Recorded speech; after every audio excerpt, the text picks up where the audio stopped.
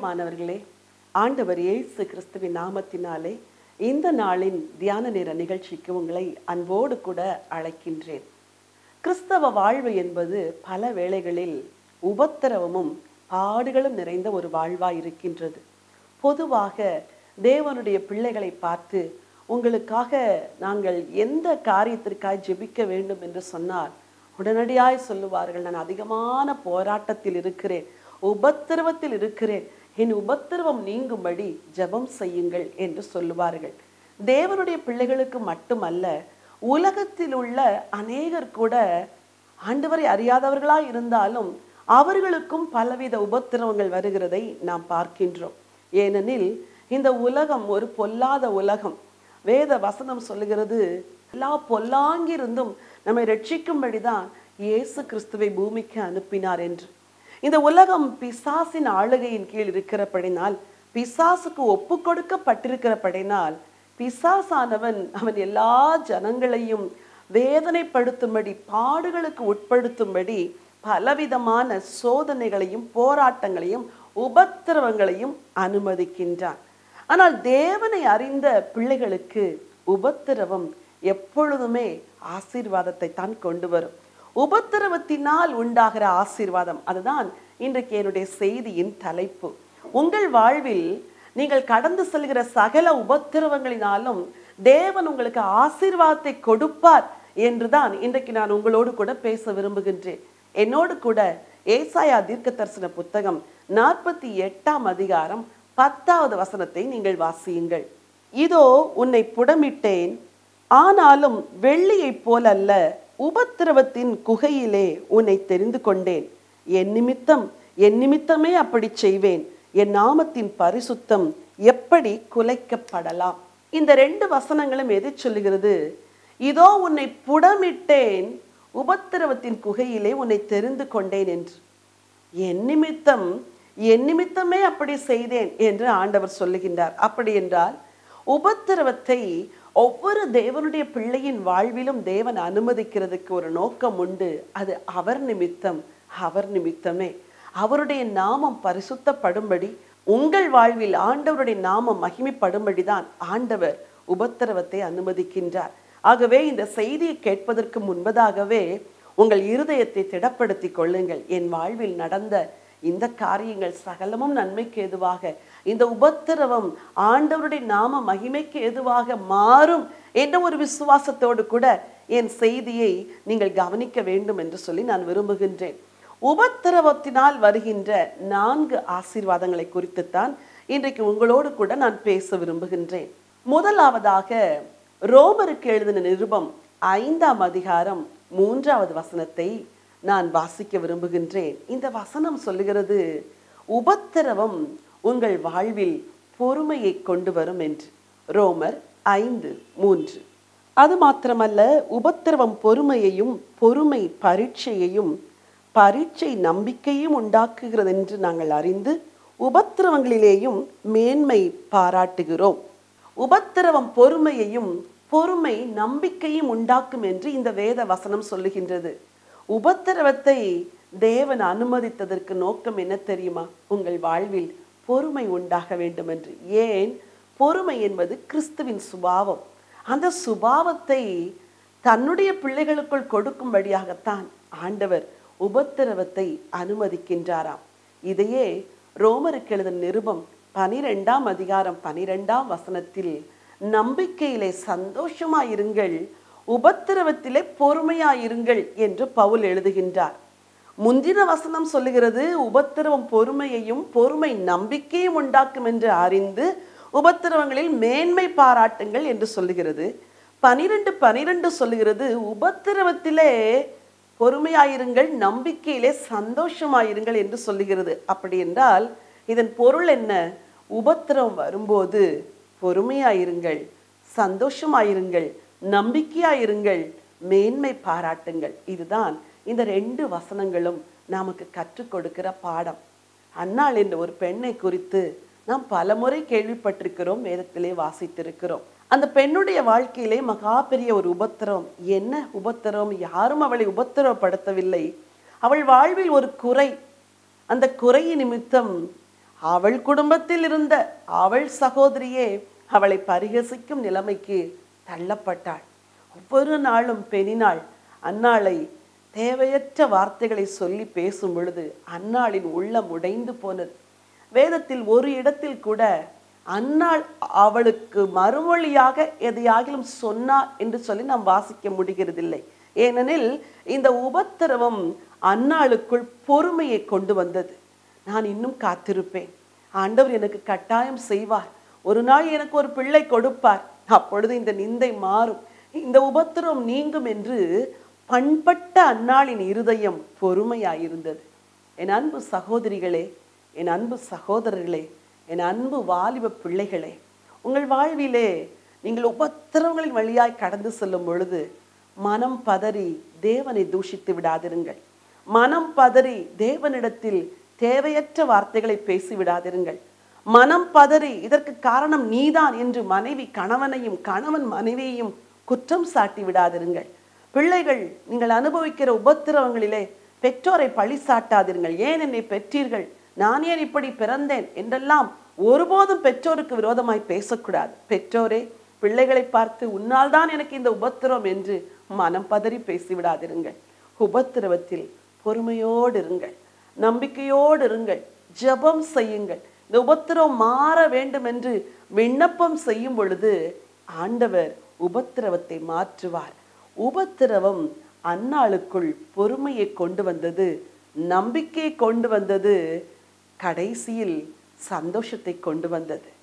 உபத்திரவத்தின் நடுவிலே நம்மை தெரிந்து கொண்ட ஒரு தேவன் இருக்கிறார். உங்களை உபத்திரவத்தின் நடுவிலே தெரிந்தெடுத்திருக்கிறார். உங்களை புடமிட்டு உங்களை பொன்னாக்கி தன்னை போல மாற்றி இறுதியில் நீங்கள் எதை வேண்டிக் கொள்வீர்களோ அதை கொடுப்பதற்கு ஆண்டவர் உண்மையுள்ளவராய் இருக்கின்றார்.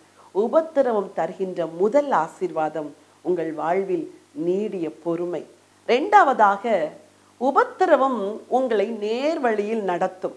சங்கீதம் 119 அதிகாரம் 67வது வசனத்தில், நான் உபத்திரப்படுவதற்கு முன்பு வழி தப்பி திருந்தேன் என்று சங்கீதக்காரன் எழுதி வைத்திருக்கின்றார். அந்த வசனத்தை உங்களுக்காய் நான் வாசிக்க விரும்புகின்றேன். நான் உபத்திரப்படுவதற்கு முன் வழி தப்பி நடந்தேன், இப்பொழுதோ உம்முடைய வார்த்தையை காத்து நடக்கிறேன். என்ன ஒரு அருமையான வார்த்தை பாருங்கள். நான் உபத்திரப்படுவதற்கு முன் வழி தப்பி திரிந்தேன், இப்பொழுதோ உம்முடைய வார்த்தையை காத்து நடக்கிறேன். சங்கீதக்காரன் தன்னுடைய அனுபவத்திலிருந்து எழுதுகிறார். தாவீதின் வாழ்விலே அவர் வழி தப்பி திரிந்த ஒரே ஒரு சம்பவம் உண்டென்றால் அது பத்சேபாளின் அனுபவத்தில் தான். ஒரு பெண் மேல் தன்னுடைய இருதயத்தை பறிகொடுத்த தாவீது ஒரு முறை தவறு செய்யவில்லை, அடுத்து அடுத்து அடுத்து அடுத்து தவறு செய்து வழி தப்பி நடந்தாராம். அதைத்தான் இங்கே எழுதி இருக்கிறார். சொல்லுகிறார், நான் வழி தப்பி திரிந்தேன் ஐயா, நான் உம்முடைய வழிகளிலே நடக்கவில்லை. பத்சேபாளை கண்டு அவளை விரும்பி அரண்மனைக்கு அழைத்து கொண்டு வந்தார், பாவம் செய்தார். திரும்ப அவளை வீட்டிற்கு அனுப்பிய பின்பு உச்சிதமான பல நல்ல உச்சிதங்களை, நன்மையான காரியங்களை அவளுக்கு அனுப்பி கொடுத்தார். அவளுடைய கணவர் உரியா வந்த பொழுது அவனை யுத்தத்திலிருந்து வரவழைத்து அவன் வந்த பின்பு அவனிடத்தில் நயமாய் பேசி வீட்டிற்கு அனுப்ப நினைத்தார். அடுத்த வழி தப்புதல். உரியா போகாத போது திரும்ப அவன் கையிலேயே ஒரு நிருபத்தை எழுதி நீ யுத்தத்திற்கு செல் என்று திரும்பவும் அனுப்பி உரியாவை யுத்தத்தில் முன்னாக நிற்க வைத்து கொலை செய்கிற திட்டத்தை தாவீது தீட்டினார். வழி தப்பி நடந்த ஒரு அனுபவம். ஆனால் முடிவு என்ன? தாவீதுக்கு ஒரு காண்கிற ஒரு தேவன் இருந்தபடினால் எல்லாவற்றையும் கண்டார். தாவீதுக்கு நீதி செய்தார், நியாயம் செய்தார். தாவீதுக்கும் பத்சேபாளுக்கும் பிறந்த முதல் பிள்ளை அநியாயமாய் கேவலமாய் வியாதிப்பட்டு தாவீது ஜெபம் செய்த போது கூட அந்த பிள்ளை பிழைக்கவில்லை. உபத்திரவம். தாவீதுக்கு ஒரு உபத்திரவத்தை அனுமதித்தார்.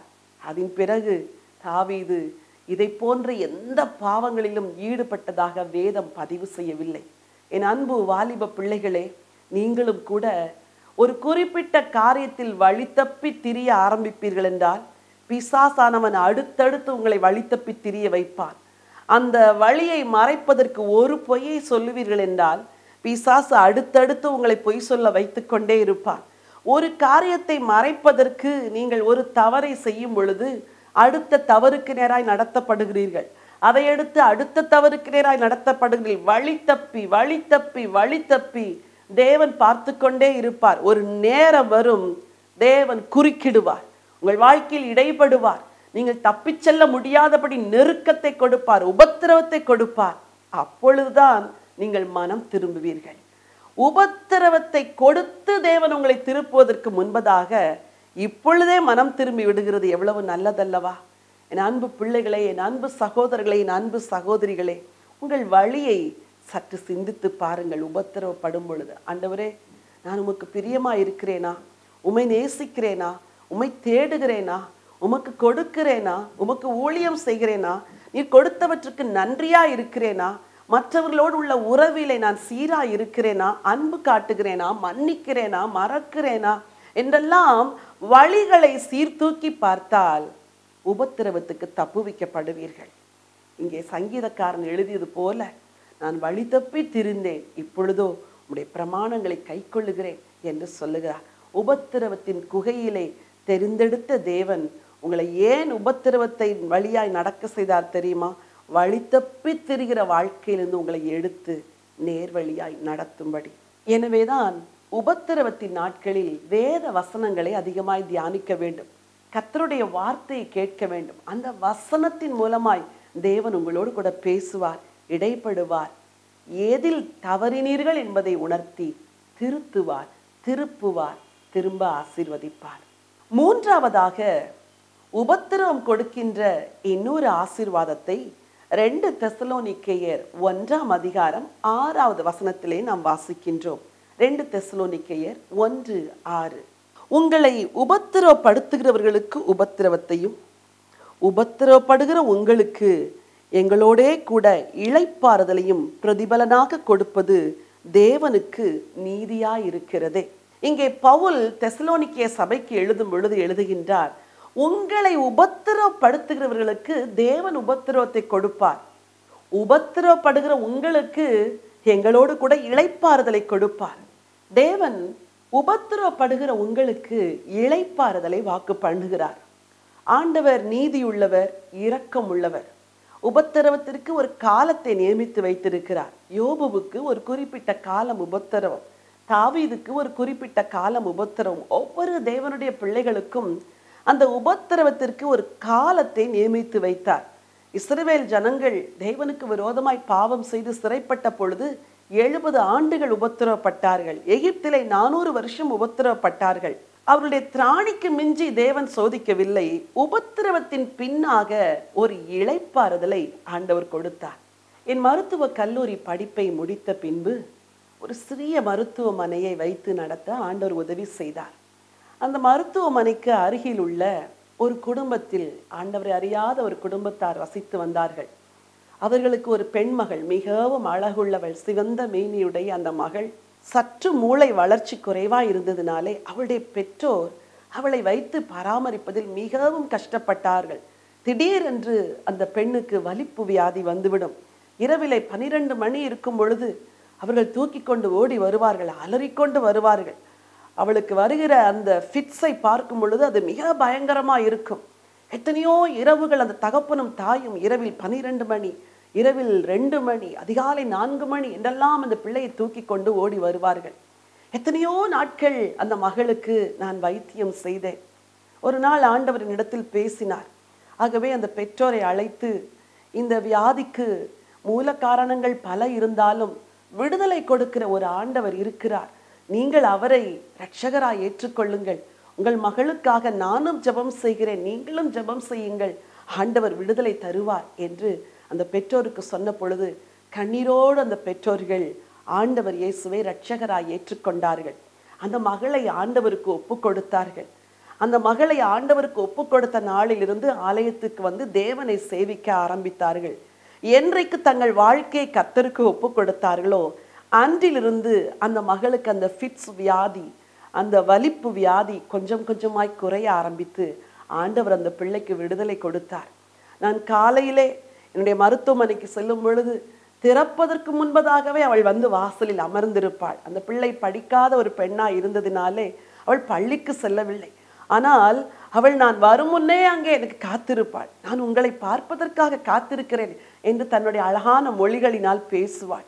அவள் வளர வளர வளர அந்த மகளும் கர்த்தரை நேசிக்கிற மகளாக மாறினாள். இப்பொழுது யோசித்து பார்க்கும் பொழுது உபத்திரவப்பட்ட அந்த பெற்றோருக்கு ஆண்டவர் எவ்வளவு அழகாய் இளைப்பாறுதலை கொடுத்தார் என்று நினைத்து ஆண்டவரை நான் ஸ்தோத்திரிக்கின்றேன். என் வார்த்தையை கேட்டுக்கொண்டிருக்கிற அன்பு தேவனுடைய பிள்ளைகளே, உங்களுக்கும் கூட இந்த உபத்திரவத்திற்கு பின்பாக ஒரு இளைப்பாறுதலை தருவார் ஆண்டவர்.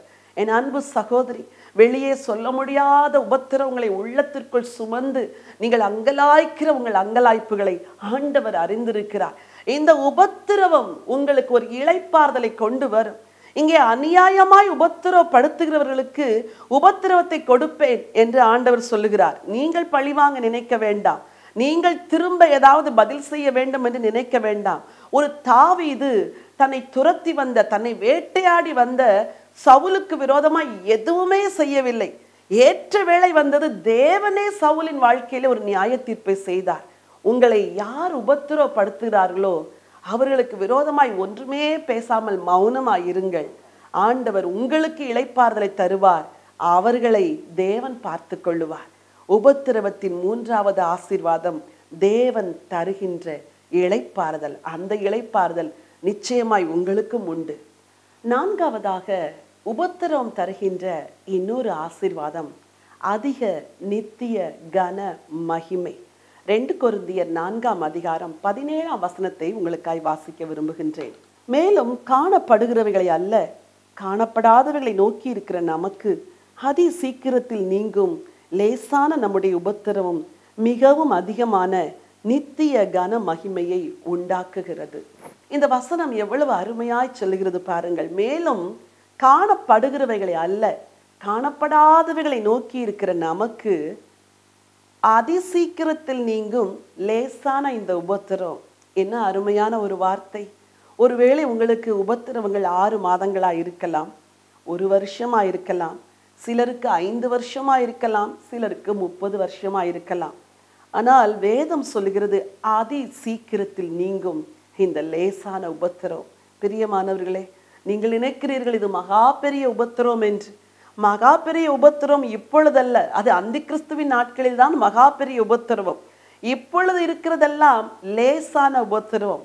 ஆகவே எப்பொழுதெல்லாம் உங்களுடைய உபத்திரவத்தை குறித்து நினைக்கிறீர்களோ அப்பொழுதெல்லாம் ஆண்டவரே, இந்த லேசான உபத்திரவம் எனக்கு அதிக கனமகிமையை கொண்டு வர போகிறதற்காய் உமக்கு நன்றி என்று ஆண்டவருக்கு நன்றி சொல்லுங்கள். இந்த லேசான உபத்திரவம், இதன் நோக்கம், இதன் முடிவு, இதனுடைய காரியத்தின் கடைத்தொகை என்னவென்றால் அதிக நித்திய கன மகிமையாம். யோசேப்பு என்ற ஒரு வாலிபன் இருந்தான்.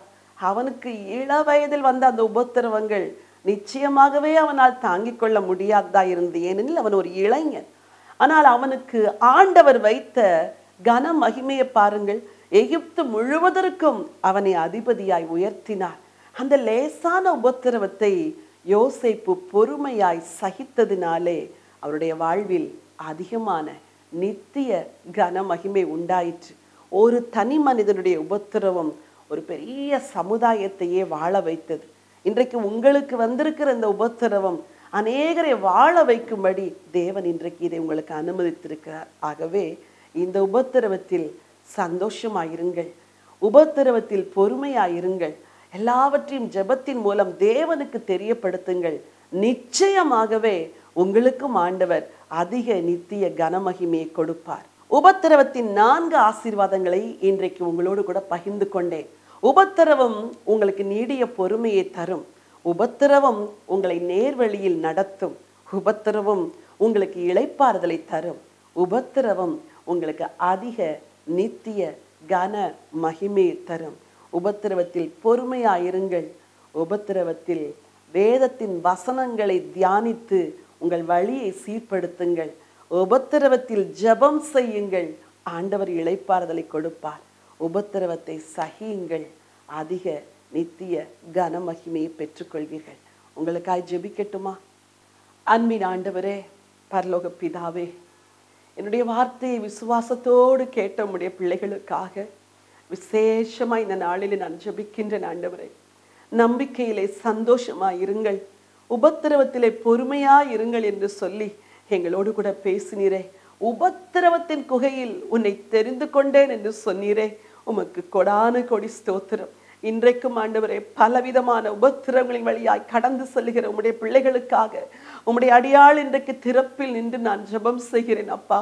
இந்த உபத்திரவத்தினால் இவர்கள் ஒருவரும் சோர்ந்து போகாதபடி இவர்கள் இருதயங்களை ஸ்திரப்படுத்துவீராக, இவர்கள் மனதை பலப்படுத்துவீராக.